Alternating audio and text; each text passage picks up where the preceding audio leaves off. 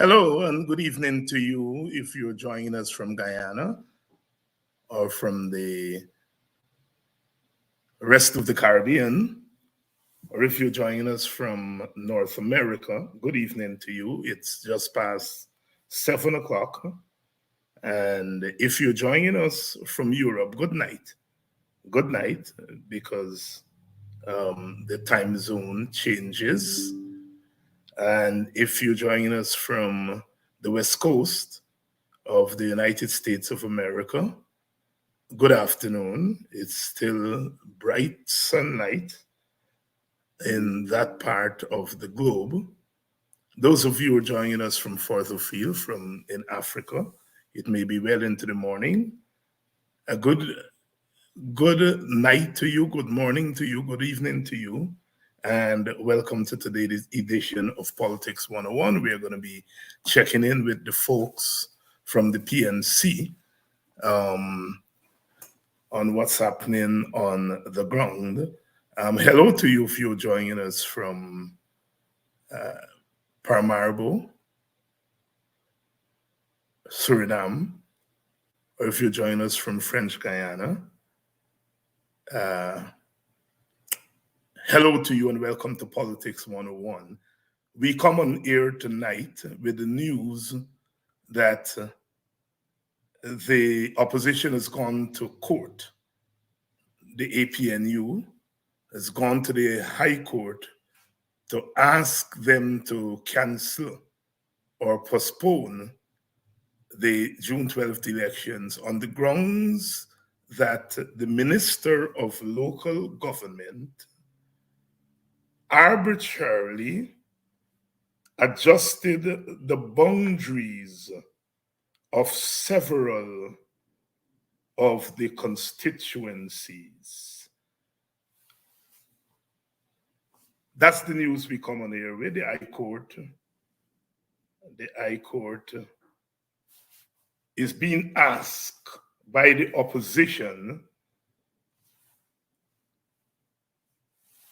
The headline is Opposition Goes to Court to Block Local Government Elections Over Boundaries.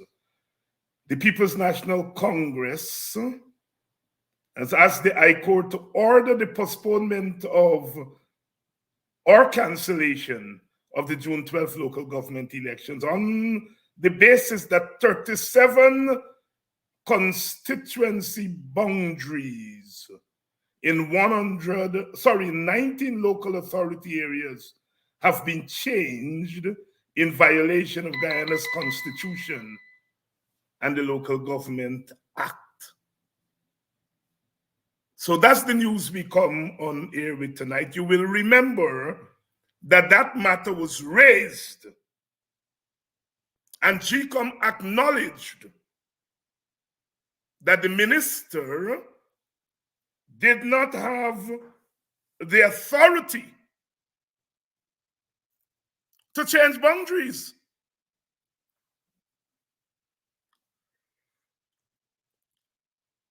But GCOM proceeded to act in the way the minister acted. Thus, in a roundabout way, putting GCOM's stamp on the illegality. GCOM said it was illegal, but they went and did the same thing, endorsing the illegality. How low can we go? And in the presence of that, they still went ahead with that election, although the commissioners have been telling them. So the PNC has gone to court. The PNC has gone to court. Now, let's don't get it twisted. The PNC correctly said the list was bad, the arrangements for the elections were not in order. They agreed with the 3 commissioners appointed by the opposition. But then they said, listen, we have a constituency, and we do not want to surrender control of those constituencies to the PPP. So they nominated candidates. And then after nominating candidates, they found that the lists, many of the lists that were presented by the PPP were fraudulent. People on the list who died, people who were bullied to go on the list, and then they went to the people who backed the list. More craziness.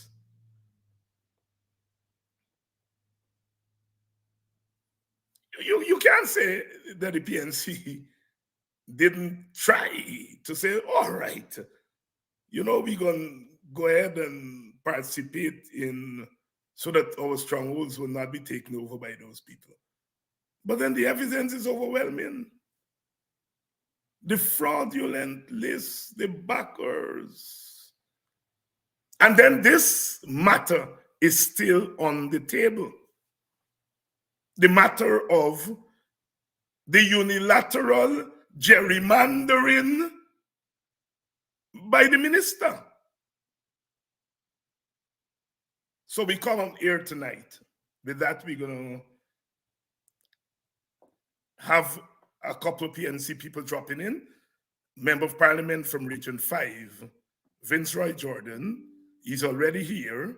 We're expecting Carol Joseph to stop by, and we are going to be talking about this court action, but we are also going to be talking about some of those revelations, some of those anomalies. In 2020, we found out that elections are rigged long before election day. And now we are finding out that elections are rigged long before nomination day. You fix the boundaries before nomination day. That's rigging. You're rigging the boundaries. Then you put people's name on the list who dead. And then you write in people's names saying they're supporting these lists. That's rigging. I want the commissioners who allow themselves to be abused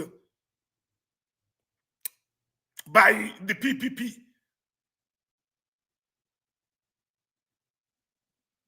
to sit on a commission with terms of reference. You're looking into an election, and the terms of reference are you're only looking at what happened March 3rd, 4th, and 5th.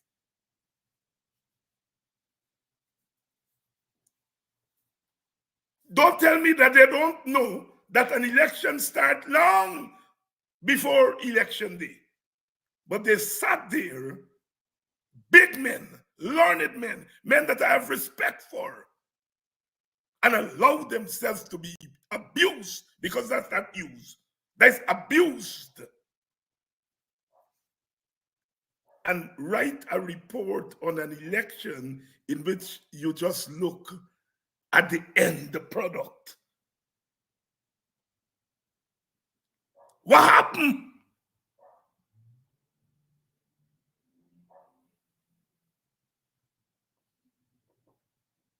To before a man dead, you don't just look at his life on the day that he dead. You look at what happened from the time he was born. How can you have a free and fair election when the boundaries are fixed? A minister is not going to fix the boundaries of constituencies to give the opposite party a victory. It is obvious he obviously fixed those boundaries to give his party a victory.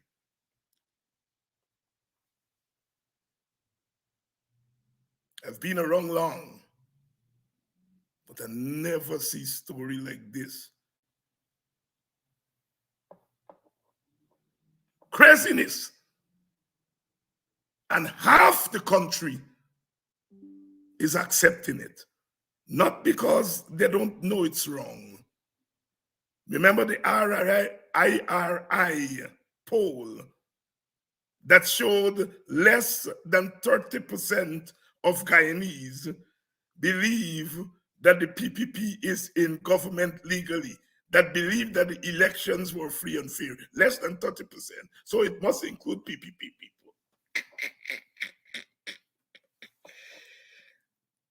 So they're not going along with this thing because they know it's true. They're going along with it for ethnic and political reasons.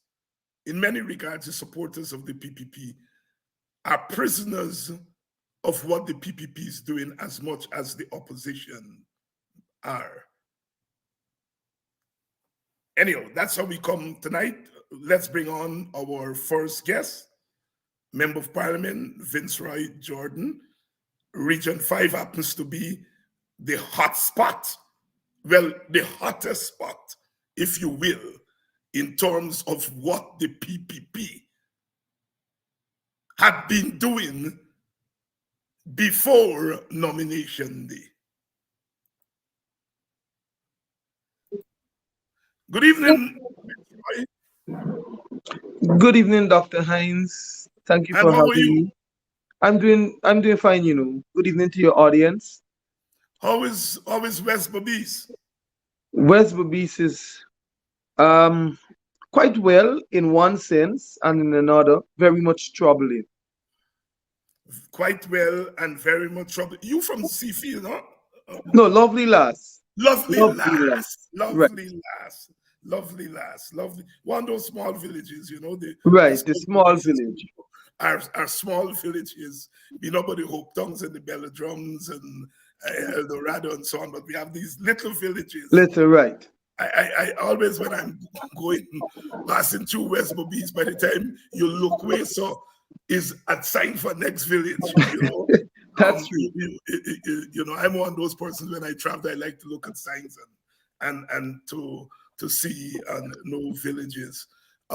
So we come on air tonight with the news that your party has filed an injunction with the High Court seeking to either postpone or cancel the elections. Talk us through that, the reasoning behind it, and what in fact you're trying to achieve.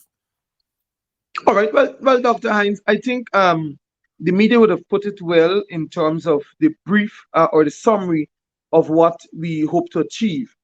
I would want to start by saying it is clear to us, and it was clear then, that the PPP, their main plan was to rig this election. The rigging wouldn't be only on election day, but it started from the time we spoke about local government elections. We spoke about the list, which was not properly sanitized. The list is not clean. The list contained a number of dead people, persons who would have migrated, persons who we know for sure cannot be located, but the names are still there on the list for some reason, wherever they might be. And then we also spoke about biometrics, another way that we can use to assure that it is I, Vince Roy Jordan, who votes at any election. Apart from that, we spoke about the PPP looking at gerrymandering or playing with our boundaries, those boundaries of the NDCs and various municipalities across the country. What in essence the PPP did was allow the Minister of Local Government to do his own geographical demarcations so as to decide what are the boundaries for our local authority areas.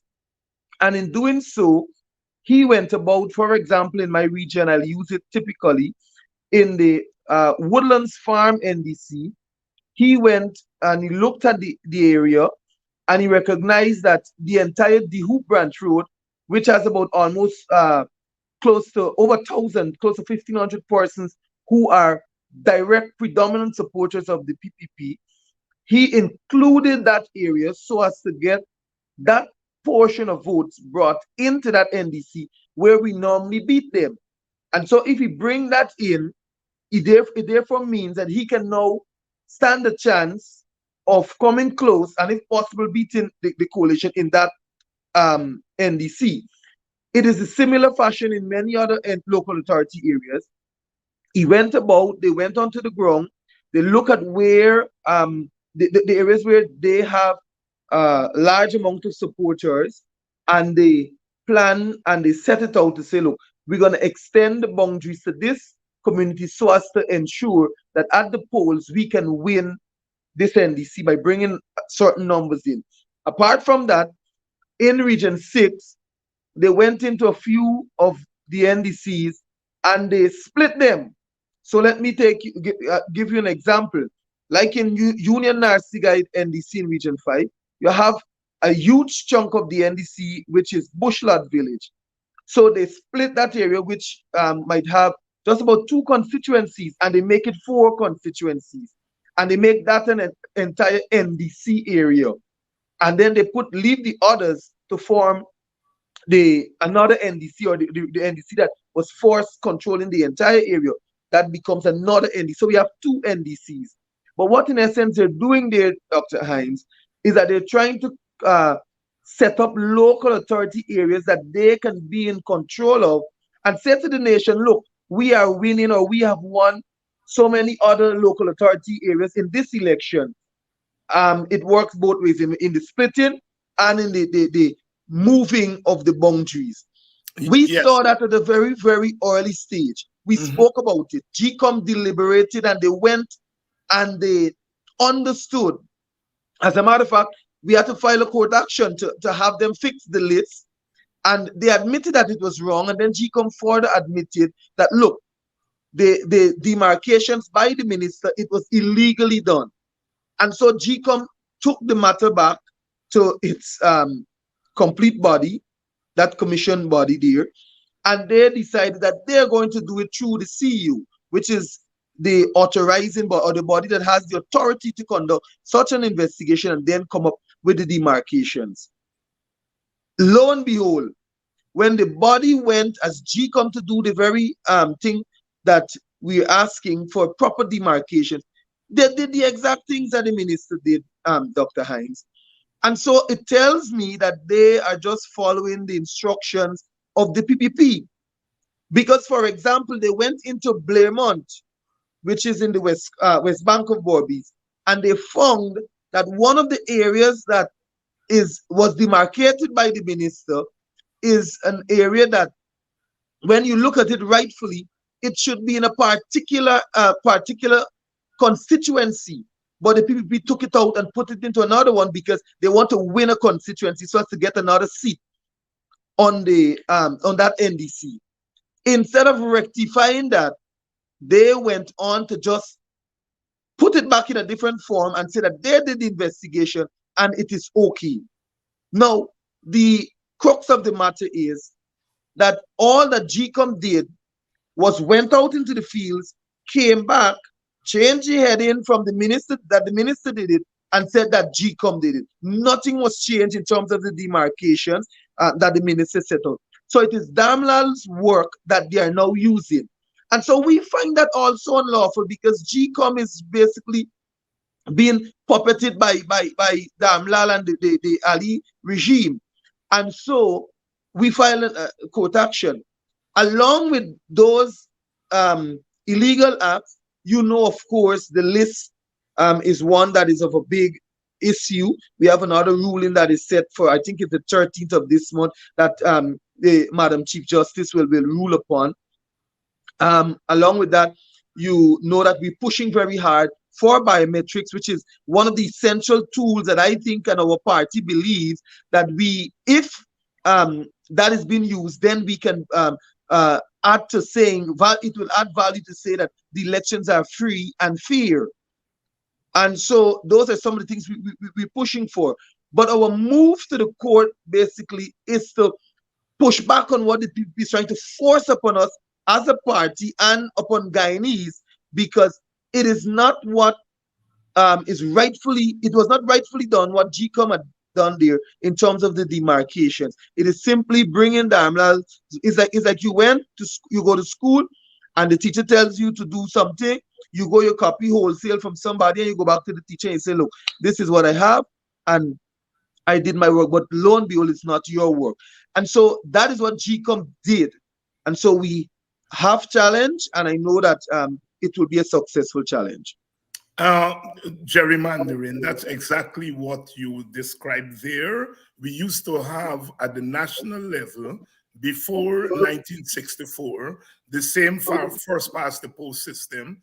And right. One of the issues we had was the question of gerrymandering boundaries. And it's one of the reasons that was proffered for changing to PR. In the United States, for example, the law says that who controls the state house get to redraw the boundaries every 10 years. And the courts in the United States have pushed back against that kind of thing. Boundaries should be drawn by GCOM. Definitely. Boundaries should not be drawn by the minister. The minister has no such authority. Exactly. And the minister operates out of a political party. And so if the minister draws the boundaries, it means a political party is drawing the boundaries. And if I'm drawing it from a political party, I will obviously draw it in my favor. That's right. You are not going to redraw boundaries to the PNC after to win. You are redrawing the boundary. It is very clear. And why GCOM is allowing that to happen is obviously clear. The three GCOM commissioners are going along, and the chair, inexplicably, some people will say, Dr. Hines, what nonsense you're talking. You should say, instead of saying inexplicably, you should say as expected. But I am not going to go there. Vince Roy, let me take you back to a couple of weeks ago. We had nominations day. And shortly after nominations day, your party started to come out with these lists that include people who are dead, lists of backers, that are dead people, one handwriting, signing in people's name.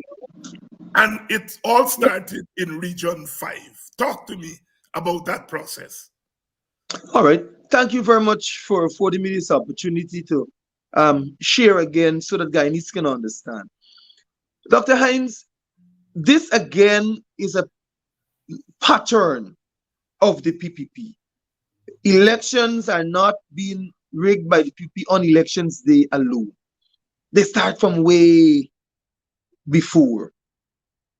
And to draw the complete analysis of what transpired on nominations day, I want to start by speaking about one incident that occurred on that day.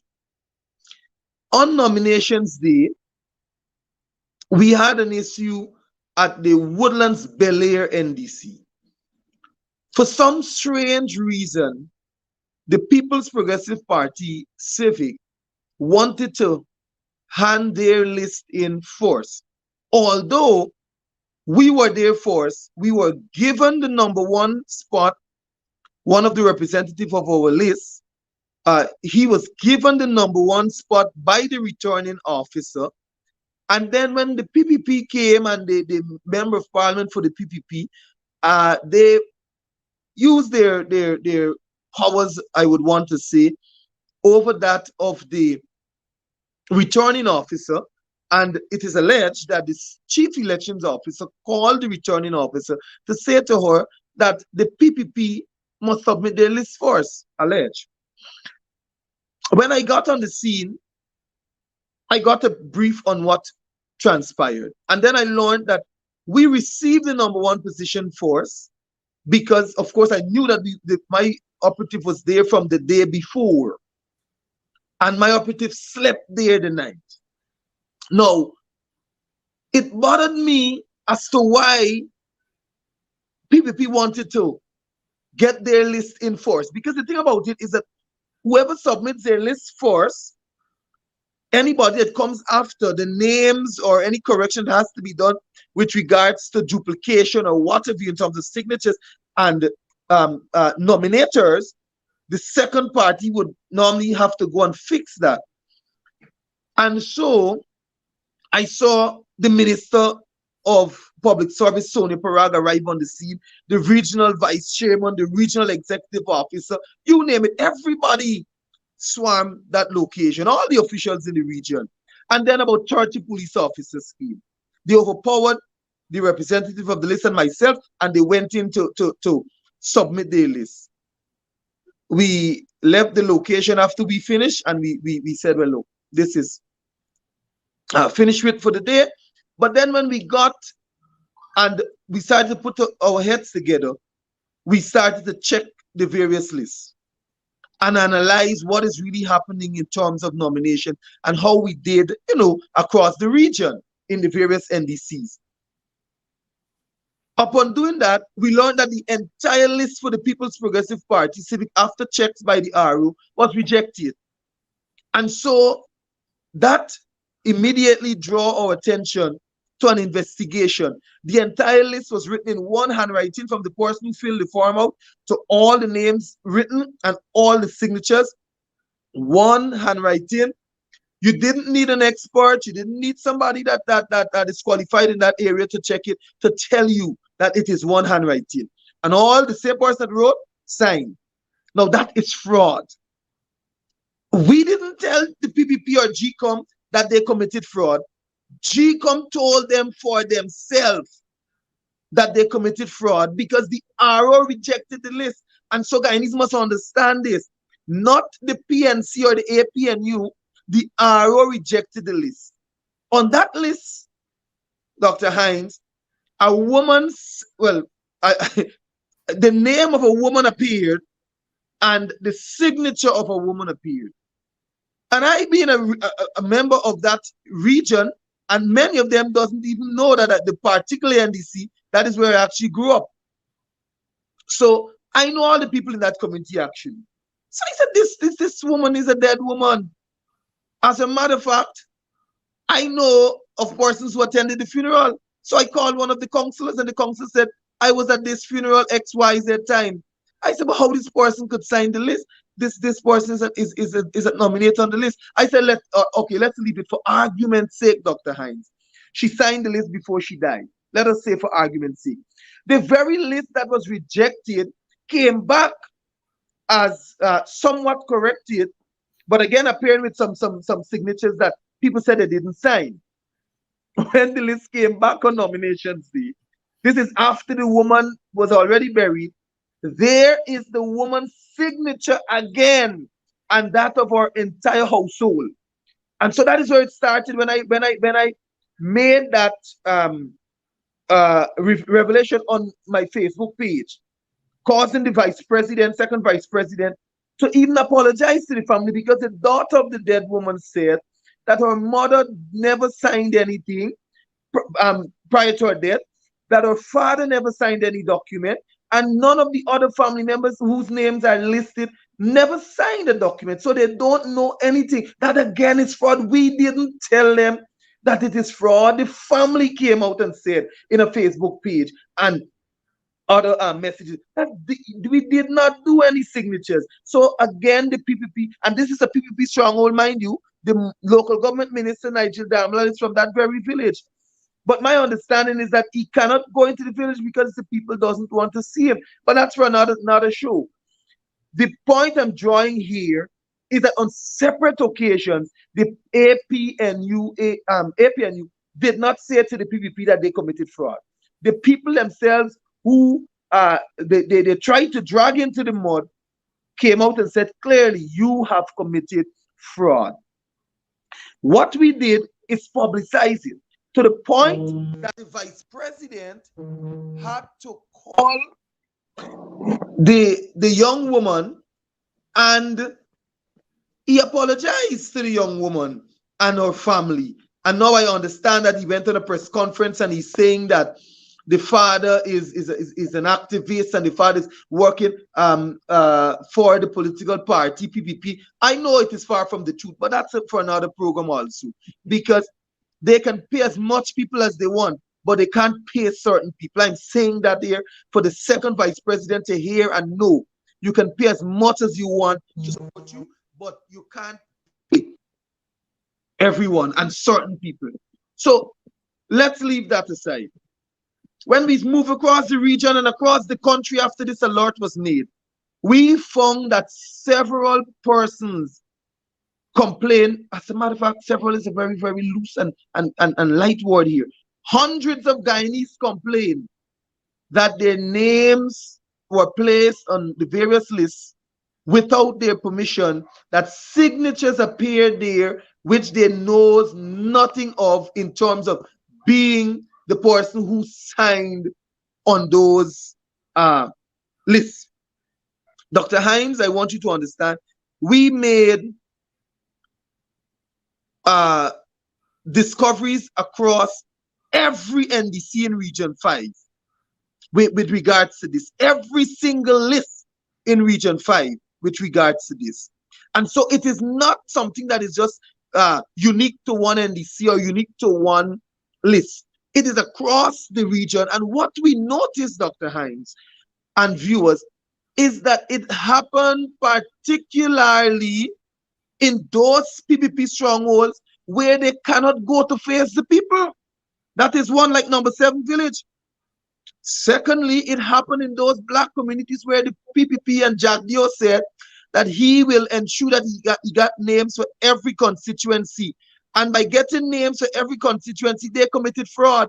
Because when the revelation came, when the people of Belladrum heard that Belladrum has a candidate, and that candidate has about 30 nominators, which they call backers, the people in Belladrum started to question. The people in Hopetown started to question. They said, who are those persons that signed the list? Because I wouldn't doubt that they got 1 or 2 PPP people who jagged your pain in Belladrum or Hopetown to do, or probably just to wear the red jersey or to make some noise about PPP.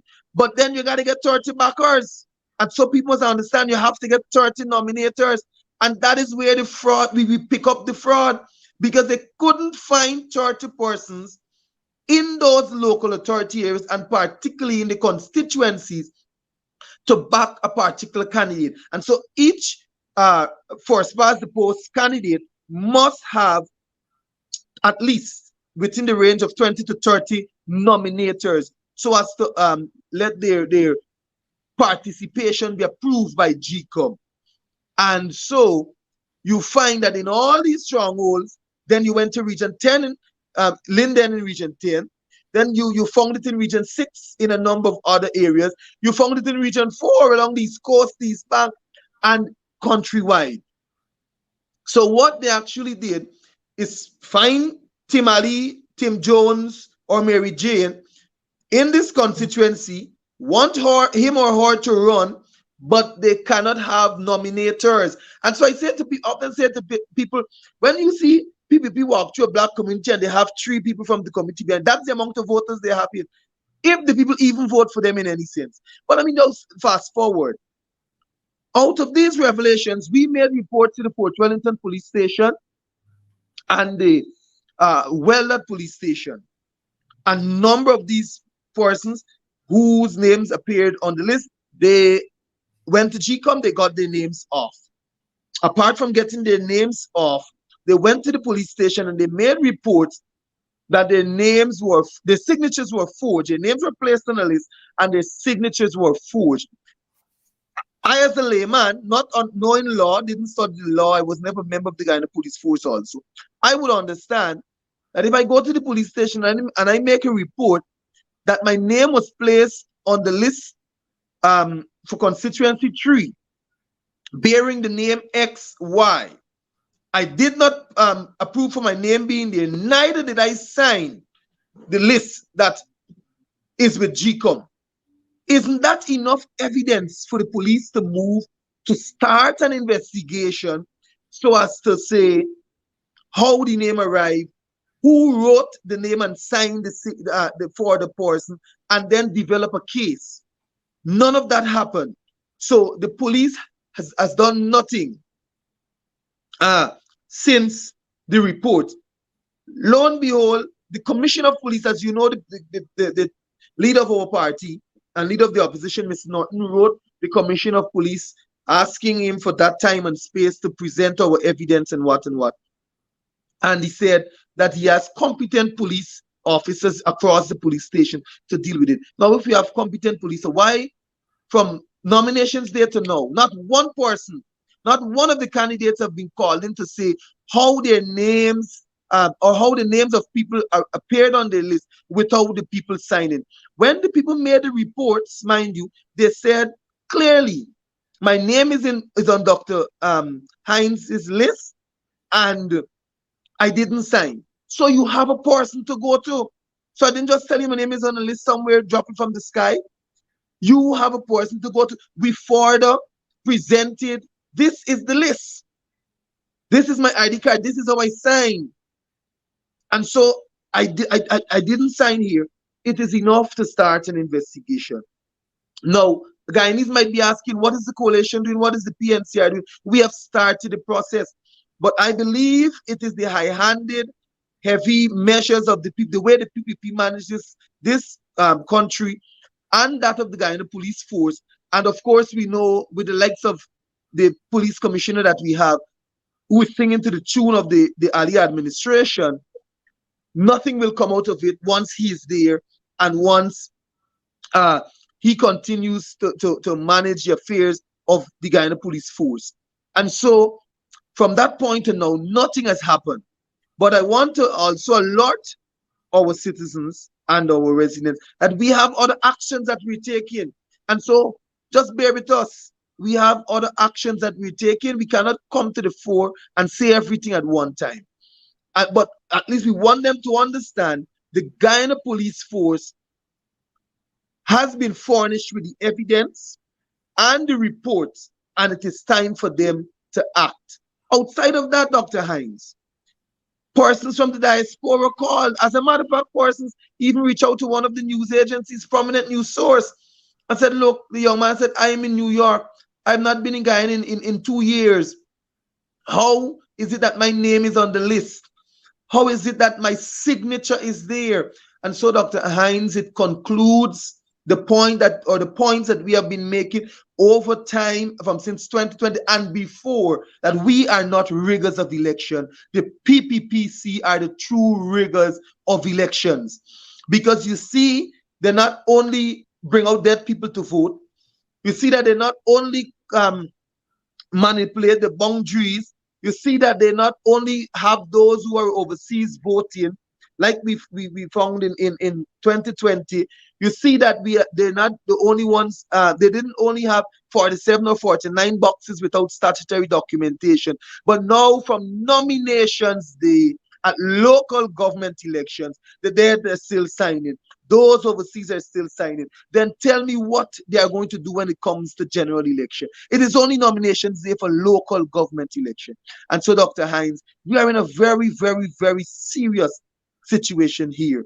And Guyanese must open their eyes to understand the seriousness of it, because they can determine and plot and set what they want for the next general and regional elections once Claudette Singh remains there, and once the commissioners continue to do what they're doing, voting with them, and Guyanese will stand to lose at the end of it. But I believe it is time that we need to stand up together and fight. Let us stop talking about what is the opposition doing and start asking, how can I join the fight to help the opposition? Because you cannot expect the opposition to walk into the police stations. For example, I went with some of the persons that made reports. You cannot expect me to go and tell the station sergeant or the inspector or the commander of the region, launch an investigation now. But the thing that I had to do as a politician, as a representative of the people, I accompanied them. I even ensured that legal representative was there with them and that the reports were made. It is time for the institutions that are there to ensure democracy and the rule of law and all these things are maintained to function. And so I say to Guyanese, join the fight in supporting the opposition in this cause, because this what we're doing here will determine what will happen at the next general elections. I don't know if I gave you clearly what Oh, yes. Oh, yes. Oh, yes. Quite a lot of information there. And if you are just joining us, yes, it's Politics 101. And we have Member of Parliament, Vince Roy Jordan, who has been making some revelations here tonight. You might have heard what he said on other programs. You might have heard it at press conference. But it's important for us to hear it over and over and over and over, because we are talking here about something that has haunted our country all of our independence. And in 2020, we had a chance to put an end to it, because for the first time, we had a recount before Yes. the election results were announced, and it revealed very clearly what happened. And we just had a commission of inquiry that refused to accept that those data into consideration. And we still have the media houses don't touch the recount. They treat it like it's leprosy.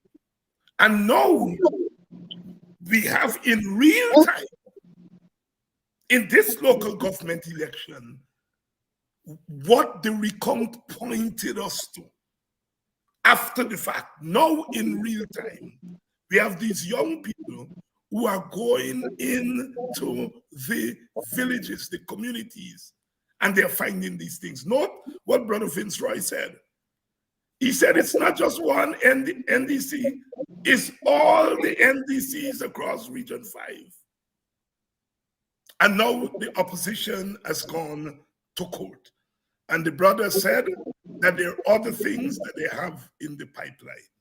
And that is what you, the supporters of the opposition, have been wanting to hear, that your party, your parties are fighting. And the brother here tonight has said they're fighting back. This didn't happen in 2020. If in 2020, the opposition had gone back to nomination day and checked those lists, God, what we would have found. But anyhow, I was about to say water under the bridge, but it's not yet water under the bridge, because the matter is before the court in the form of petition, right? So it's not yet water under the bridge. And Vince Roy, while I have you here, whatever become of that story with the young people who were chased out from that school? Well, the senior guy, the man that was in the school compound, who we saw in the video with his boxers there, he was arrested. He was placed before the court, and that matter, or I should say, I cannot report on the completion of that matter, because that is within the court, because the magistrate has to determine, speak on that. With regards to the children, we gave to them the necessary counseling and guidance that they need as representatives, as politicians, as community leaders. I also learned that the police also went to the school and they did some investigations. The education department also engaged the head teacher and members of the school, and they also did some investigations. Like I expected out of the report from the education department, the minister said, or the ministry rather, I should say, but it came from the department to the school. The minister said that no such thing occurred. So even when you have a video and you have evidence, oh no, it wasn't an attack on Black children. It wasn't a racially incited event. It wasn't a politically driven event. And so it's nothing. So we can move on with our lives. So those were the comments of the minister saying that Mhm. nothing like that actually happened. But Dr. Hines, I want to draw this very quickly. If that had happened in Belgium, and people like to say, oh, why are we behaving as if it's all about race and this race? But this is the reality of the day in Guyana.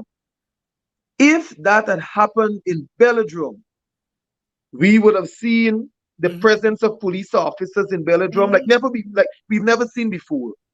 We would have heard of how many persons being incarcerated by now. We would have heard of the many police patrols and blockage and all that they had to do, jumping homes and searching. You would have heard by now, probably I incited the attacks. You would have heard by now some one of the PNC members being locked up and charged for that. And I can go on and on. But like the PPP, when the school bus was stoned on March the 6th, 2020, nobody cares about that anymore. Mhm. When the North or the public servants in general were attacked by settlement and their vehicles damaged. Nobody cares about that. When the government was installed in August of 2020, they didn't mind. They were not mindful of looking back at that. But when Isaiah and Joel Henry, I would not rest until we get justice, even if it's until the coalition government sits in the seat to ensure justice comes. When they were killed, and we demonstrated in the way we thought was best because we hurting as a family, as a community, as a people, and the people caused the roads to be blocked, and then a few vehicles got damaged, and certain rice farm and certain PPP businessman lost some a truck or something. I can't remember exactly, or a canter. Immediately after the calm, the Ali-led administration went to his rescue. They took for them checks so as to say they must be compensated for their losses. They took for them resources in terms of what they were carrying, whether it was paddy and what's not and what's not. They give back to them everything that they said they lost and even more. And again, we saw on the East Coast when one we post some egg balls and some channel and some pullory fell to the ground. It didn't take the Minister of Social Services 15 minutes to get there. And then Ali, the president himself, to come and say to them that you will be compensated millions of dollars compensation for egg balls and pullory. But until now, I witnessed the school children being stoned in Bushland. We suffered the loss of Joel and Isaiah. Our children are still being marginalized and victimized and attacked in schools, and nothing is coming out of it. And yet we are hearing that, oh, it is one Guyana. But Dr. Hines, I say to people, and I might, it might come over sometimes that it's light, but long time done and short time left. Guyanese must understand that a time is coming when we must fight for what belongs to us. Equality, justice, and all the rights that belongs to us, we must have it in this country. And if it means that we have to fight for it, Dr. Hines, we will fight for it. But it takes a prepared and unified people to accomplish such. And I say to my African brothers and sisters and all Guyanese, by extension, that have been victimized and marginalized by this government. Because, of course, there are a number of uh, PPP supporters or Indo-Guyanese who support the PPP, but they too are being marginalized, discriminated against, and all of that in different ways. Yeah. And so I say to us, let us join hearts and hands together to fight this monster that we're up against. And so, Dr. Hines, I see, Guyanese, it is time to unite. Unite. Vince Roy, in going to the court, your opponents are going to say you all are afraid of Oh, yeah. going to the election, and so you all want to get the election call off. How do you respond to that? Well, as a matter of fact, I should have mentioned that earlier because the news piece for the government, I think it was Newsroom Force that broke it in this way. The Norton, I think, or APNU trying to avoid licks. Now, let me tell them, we have no licks to get when we have control and support from the people in our constituencies, in our municipalities, and in our NDCs. I am saying to them that all we're trying to do is to ensure that the right thing is stop spinning the news to suit the PPP narrative. Fraud is fraud. Illegality is illegality. Irregularity is irregularity. Gerrymandering is gerrymandering. Stop spinning the news to suit what Jagdio is saying. Stop spinning the news to suit what Damlal is saying. Put the news, let true journalism come out in its spirit, form, and fashion. Because I am saying to Guyanese daily that once these elections are held free and fair, we will beat the PPP in Linden. We will beat them in New Amsterdam. We will beat them in Georgetown. We will beat them in Bartica. Those areas that they are making mentions of. And I notice the vice president is quickly turning his mouth that he's not predicting. Let him bring it on and continue to predict. Once we have free and fair elections, a credible list, biometrics, and boundaries that are not gerrymandered, I am saying to the PPP and those who follow them that we will beat them and we will see where the licks will fall. And just as in Region 5, we normally win them, Dr. Hines, 6 NDCs to 4 out of 10. What they're trying to do with the one that I gave the example of earlier in the program, they're trying to bring it to, let's say, an even number, to say, even position, sorry, to say coalition wins 5 and we win 5. But the reality is, at present, we control 6 of the NDCs, and that is 6 of the larger NDCs within Region 5, and the PPP controls 4, and that is the reality. And at any given free and fair election, that will be the reality, because we will beat them in all those NDCs that we know we have done enough work for our people to see that we in the coalition government brought about the free and fair local government elections. We in the coalition government, after many, many years, we in the coalition brought about true local democracy and leadership. We in the coalition government ensure that the power to dictate what happens within our communities, drainage, irrigation, you name it, infrastructure, it is within the hands of the people in our local authority. The authorities. The PPP doesn't really want that. What they're doing is just playing around with this thing called local government election. Truly, they don't want local government election, Dr. Hines, but they cannot go to some of their communities because under the coalition government, what some of the things that we did in improving healthcare services, education, agriculture, public servants receiving better wages and salaries across the board. We can go to communities and speak with confidence about those because we did not only do it for nurses in some cases and forgetting that we have teachers and other sectors, section of the public service. We did things across the board, and we did for Guyanese those things that they can speak about that are lasting, that adds value to their life, that means something, the development. Let me ask you this, Viceroy. There were some reforms under the coalition, some local government reforms, but the real issue still is, and I think you'll agree with me, that local authorities, whether they be the NDCs, the regional councils, or the municipalities, the question is that the central government still has control over local authorities. Is it not time in your, and I'm not asking you to give me the party line, I'm asking you to give me Viceroy Jordan as an activist.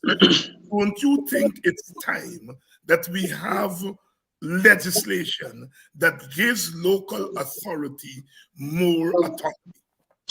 Yes, I fully support. And I'll give my example why. I support your sentiment. The Local Government Act permits or prescribes that the local authorities must or should prepare annual budgets. They should put out or lay out what they want for the subvention to be spent on, and so as to manage their constituencies, their local authority areas. And still, because of the lack of proper legislation to help these local authorities to function in that autonomous manner, we have the present local government minister who knows that the act says that the subvention is to be given to the NDCs at a certain time of every year in one or two tranches, and that they should decide on how to spend those subventions. But we still have a local government minister who says to the NDCs and municipalities, I'm giving to you $5, $20, or $15 million, and this is how you must spend it, what you must buy, and furthermore, what is even shocking, and we've reported this on many occasions, where you must buy it and from whom you must buy it. And so I agree with you 100%. It is time and high time. And as we speak today, there is local government elections going on in England. Yes. And those local authorities, they control the police, they control, I think, schools, and I think they have control over things like roads. And the autonomy that those local authorities have give people reason to go out and vote for local government election, because the local authorities have power. And I hope that as a young activist, that you will, in addition to doing your party work, also lobby for a change in the Local Government Act to make sure that at least there is a level of autonomy in the local authorities. Young man, member of parliament, political activist, are you learning some things as you go along? Talk to me. Well, yeah, Dr. Hines, I'm learning a lot.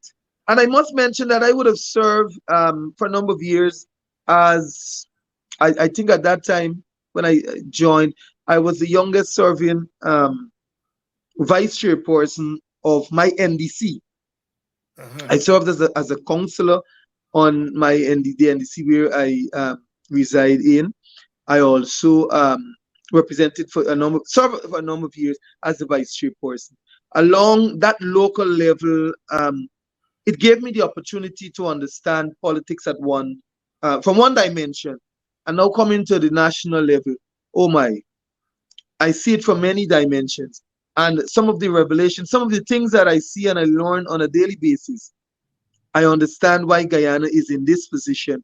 And unless we make a change, unless we seriously look at it, return to the days of the village, return to the times when it takes a village to raise a child, and when we can speak and train our community members as our own, and let them understand the seriousness of ensuring that you must elect a government of your choice and one that really cares for you. Unless we return to that, there will be some darker days ahead. And so that is out of what I've learned. I appeal to Guyanese. Let us return to the days of the village. Teach our children. Show them. Darker days are ahead, and all of us, none of us, wants those darker days. We've been there before. We've played around the edges before. And in 2023, after almost 70 years of independence, we have to push back those dark clouds. And there must be a silver lining. And I think Guyana is your generation's responsibility. The rest of us have a role to play, but it's your generation. And you all have to chart. You all have to walk on several feet at the same time. The national foot, the party foot, the community foot. I hear you stress community. And that's very important. Politics begins locally. It begins, and I'm glad to hear that you came through the ranks, starting in the party and then the MPs come through. Because, and I'm not pointing fingers at anybody, some people come in at the top in all parties and turn out to be great disasters. Because politics is something, as you have attested here tonight, something you learn as you come through the ranks. You can read some books and help you to understand the theories, but the thing is down there on the ground. Love you, brother, and thank you very much for coming on tonight and articulately laying out the position and informing us, enlightening us, and give us hope for tomorrow. Thank you much. Thank you for having me, Dr. Hines, and good night to your viewers.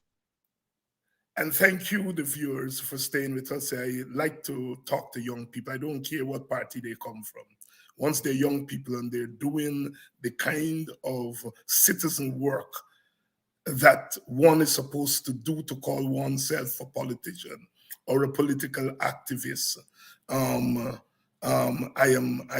encouraged. Because as I said, there was a time when I was young and they told my generation it was your world. We tried our best. And now we have moved on. We have moved on. And it's for the young people to take it. You young people in the audience tonight, I want you all to look at that young man. And you don't have to join the party that he belongs to, but join something, join some party, and make sure you play an important role. If you don't want to join a party, join some cultural organization and make your contribution. It's your world. That oil that is coming out there, you all have to preside over it. The High Court has just put down a ruling yesterday saying that the EPA must regulate Exxon and the oil companies. And who is appealing? Not Exxon. Of course, they can't appeal. They're not a citizen. The government of Guyana is appealing a ruling from its own court that says regulate Exxon. Many people are asking, why is the PPP defending Exxon? They're stifling their conscience. Exxon, the Americans, the British, and all of them helped to install the PPP in government. All the PPP is doing is saying, thank you, Mr. Exxon, for putting me in government. Those out there, good people who are protesting against the government not renewing the contract, but stick broke at the ears because they don't want to face the fact that some of them joined with Exxon and the Americans and so on to install the PPP. And the PPP is paying back Exxon and it's not paying back them. I just want to say that. I love the sisters and brothers who are fighting for a better deal for Guyanese with the oil. But they must not be hypocritical and say they don't know why the PPP defending Exxon. If Exxon puts you in power, you're going to pay them back. That's what the PPP is doing. But some of the very people who are now fighting Exxon, they joined with Exxon and the others to install the PPP in office again.